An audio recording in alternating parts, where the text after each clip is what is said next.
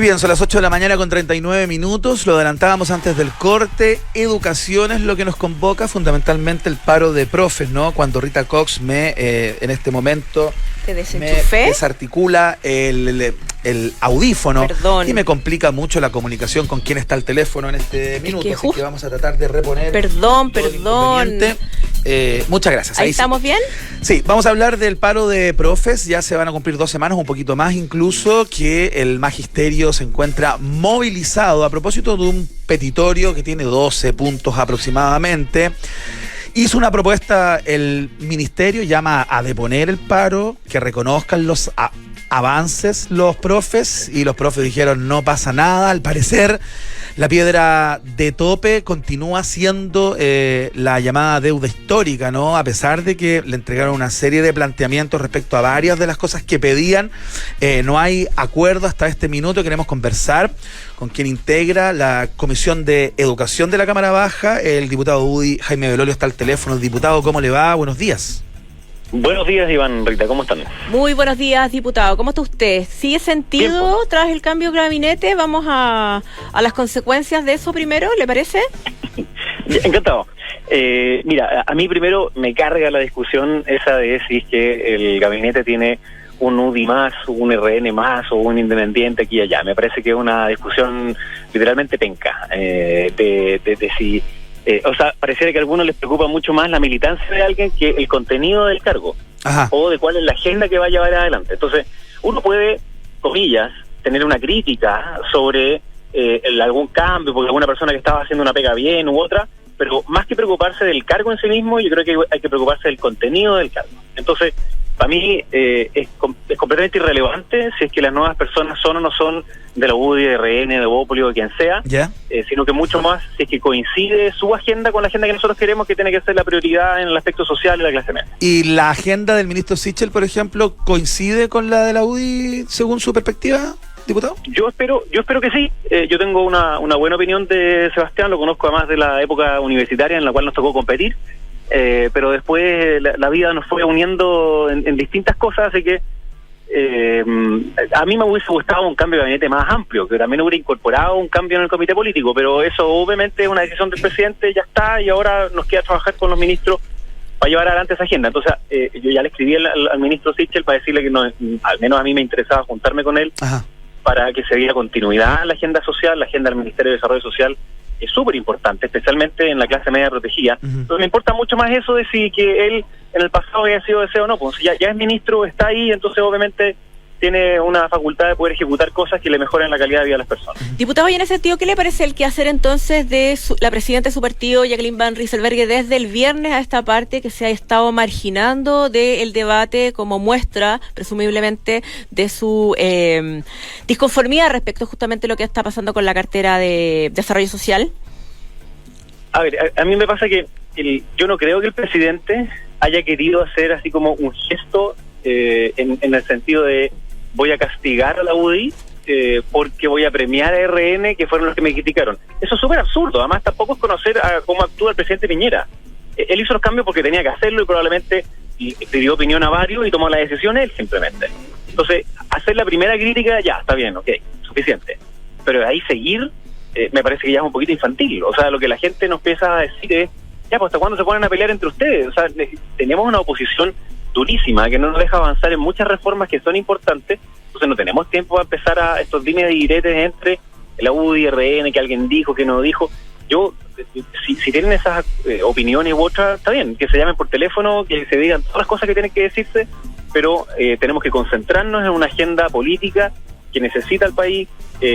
No está fácil el ámbito económico, no está fácil el ámbito político, las personas ven con distancia las instituciones políticas. Entonces, bueno, yo creo que no hay tiempo para dime de direte ni para infantilismo. Estamos con el diputado Jaime Belolio en la línea, conversando justamente acerca de el paro de profes, ¿no? Son 600.000 los estudiantes afectados por este paro, que ya se extiende por 2 semanas aproximadamente, un poquito más quizás. Luego de que las conversaciones habían estado bastante paradas, digamos, la moneda, a través del ministerio, hace una propuesta y los profes dijeron no. Es una propuesta que viene a por lo menos entregar cierta respuesta a algunas de las demandas de los profes, al parecer no del todo satisfactorias, y la cosa parece que está bien complicada. ¿Qué salida le está viendo usted, diputado? Sí. Bueno, yo primero, algo que dijiste tú ahí entre medio, pero yo quiero meterle un contenido un poquito político, que es que hayan 600.000 estudiantes que hoy día estén afectados por el paro también es un problema para la educación pública. Entonces uno entiende y es legítimo que los profesores y el colegio de profesores se manifieste por algunos puntos que ellos tenían, algunos son históricos y otros son de los últimos 4 o 5 años, que podían resolverse, inclusive varios de ellos, como yo mismo le he manifestado a la directiva del colegio de profesores, yo estaba de acuerdo y empujamos en que eso se lograra. Habían algunos temas, uno por ejemplo, que eran las horas de extensión. Sí. Algunos profes los contrataban a cierta cantidad de horas y le daban horas de extensión, que era como un otro contrato. Pero no les pagaban. Se los pagaban, pero la tenían 10 años. Entonces todos los años tenían que estar viendo si es que le iban a renovar o no esas horas extras. Ya. Entonces una cosa era la titularidad de esas horas. Nosotros ya habíamos votado en la comisión que esas tenían que ser titulares después de 3 años. Era una cuestión razonable. Y esta era parte del petitorio, ya está resuelto.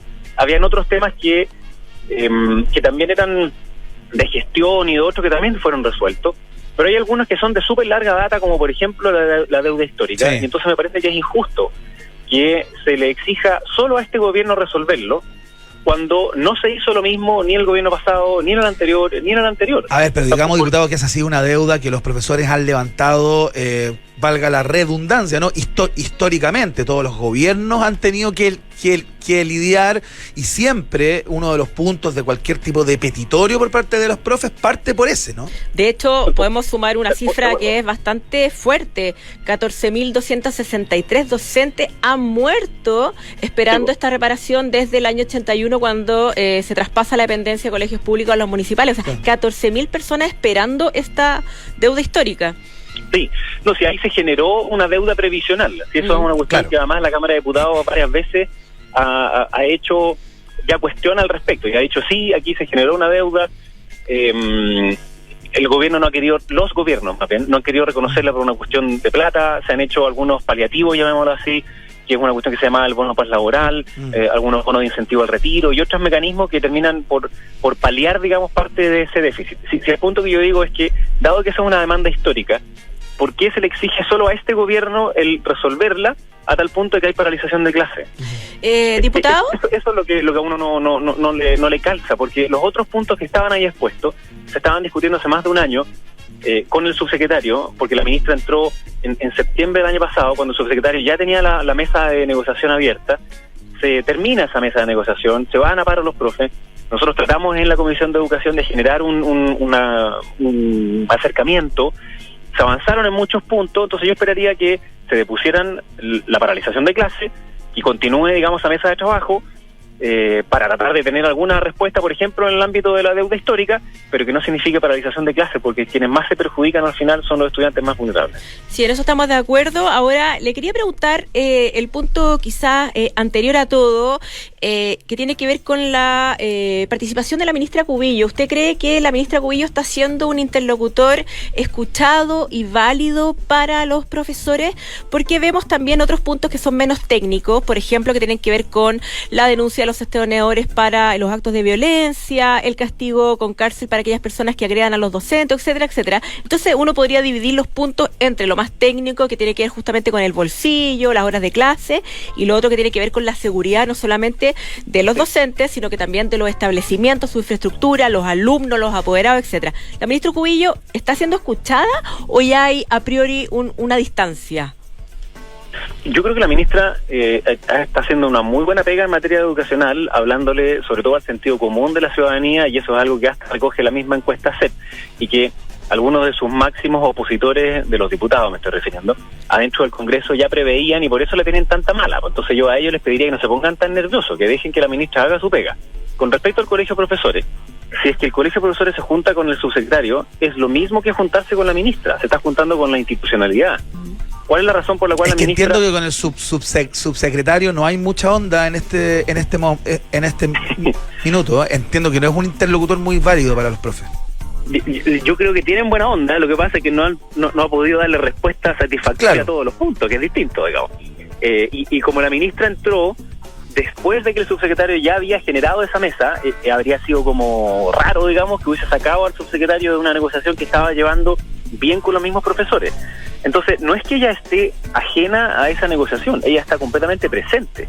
Lo que pasa es que quien la encabeza de forma permanente, o quien está ahí, digamos, discutiendo, tomando nota, escuchando, es el subsecretario, pero es parte del mismo equipo. Esto no es como que fueran islas distintas. Y la ministra, por supuesto, está yendo a regiones y haciendo otras pegas que tienen que ver con su conducción de ministra y también una conducción política en el ámbito de la educación.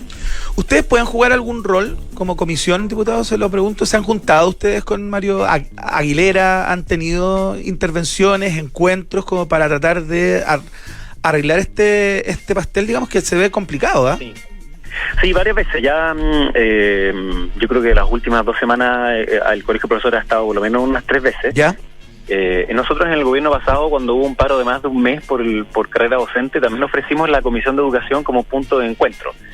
Y eso terminó destrabando el paro y generamos una ley que yo creo que fue, de hecho fue la única que votamos a favor, digamos, de la que estaban haciendo, porque implicaba un cambio sustantivo en las remuneraciones de los profesores, en sus condiciones, en la formación, etcétera. Y ahora también ofrecimos lo mismo. Fue el Colegio de Profesores, nosotros también habíamos tenido antes, como te decía, un proyecto de ley que resolvía algunas de las cosas que se están demandando hoy día. Entonces sí, nosotros hemos puesto de nuestra parte. Me gustaría también que el mismo Colegio de Profesores ahora pudiese poner de su parte para destrabar. Entiendo que hay algunas demandas que son históricas, que tienen que hacerlas, pero que eso no impida el que se pueda volver a las clases, porque al final, como te decía, termina perjudicándose a los cabros más vulnerables. Ya, pues, el diputado Jaime Belolio, parte de la Comisión de Educación de la Cámara Baja, dando cuenta de su mirada y las rutas, ¿no?, para destrabar este conflicto entre el Ministerio de Educación y los profes en paro ya hace 2 semanas. Diputado, le damos las gracias por este contacto, que le vaya muy bien, ¿eh? Gracias por la gentileza. Gracias a ustedes, un abrazo. Chao, hasta luego. Muchas gracias, el diputado Jaime Belolio, que además instó a UDI y RN a parar con las tensiones y con ese infantilismo, según calificó ya llevamos 5 días o 4 días de infantilismo. El diputado UDI menos UDI, dice. El diputado UDI menos UDI. Así le llaman algunos.